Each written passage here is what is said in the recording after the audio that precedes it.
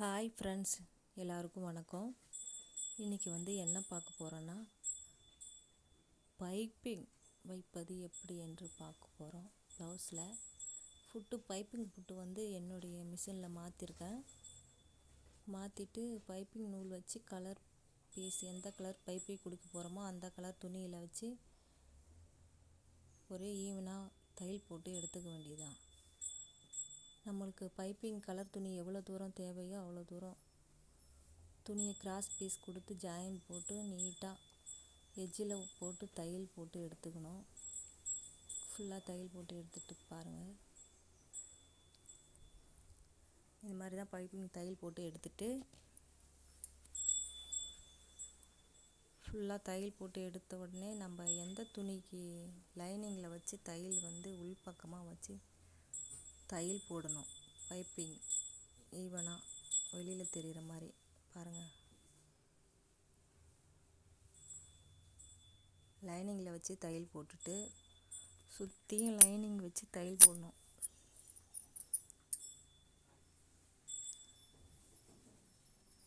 தையல் போட்டுட்டு காமிக்கிறேன்.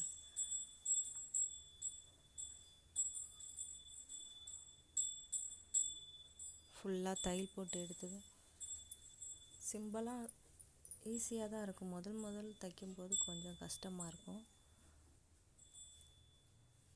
தைக்க ஈஸியாக இருக்கும். இது மாதிரி ஃபோட்டோ எடுத்தாச்சு சுற்றியுமே. இப்போ மெயின் கிளாத்தில் நல்ல பகுதி மேலேயும் கெட்ட பகுதி கீழேயும் போட்டிருக்கேன். போட்டுட்டு லைனிங்கில் பைப்பிங் வச்சதை உள்பகுதியும் வெளிப்பகுதியும் பெரட்டி வச்சு சுற்றியுமே எட்ஜில் ஓரமாக ஃபுல்லாக நம்ம ஏற்கனவே தையல் போட்டு எடுத்துருப்போம் பாருங்கள். அந்த தையல்லே ஏற்கனவே ஃபுல்லாக தையல் போட்டு எடுத்துடணும். தையல் மேலேயே தான் தையல் போடணும். தையல் கொஞ்சம் நழுந்தாலே கொஞ்சம் பைப்பிங் அவ்வளோக்கா அழகாக இருக்காது.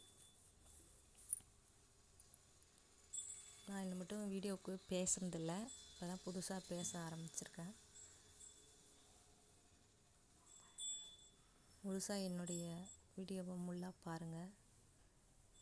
பைப்பிங் வச்சது சரிதானான்னு சொல்லுங்கள். புதுசாக தைக்கிறவங்களா இருக்கட்டும், ஏற்கனவே தைச்சிட்டு இருக்கவங்களா இருக்கட்டும், பார்த்து எல்லாம் லைக் பண்ணுங்கள், ஷேர் பண்ணுங்கள்.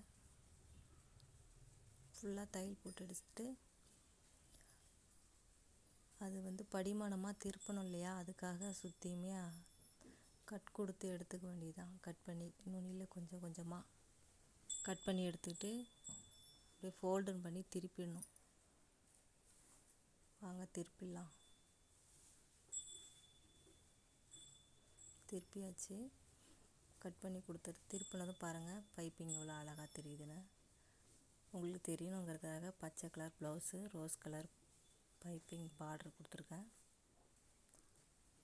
ஃபுல்லாக திருப்பின உடனே ஓரம் எட்ஜில் வரையும் 4 பக்கமும் தையல் போட்டு எடுத்துக்க வேண்டியதுதான்.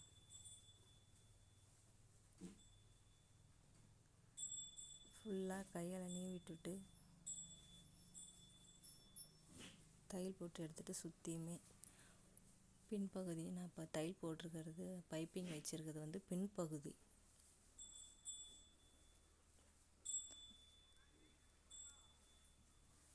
இன்னொரு வீடியோவில் இன்னும் ஃபுல்லாக க்ளீனாக போடுறேன். பாய்.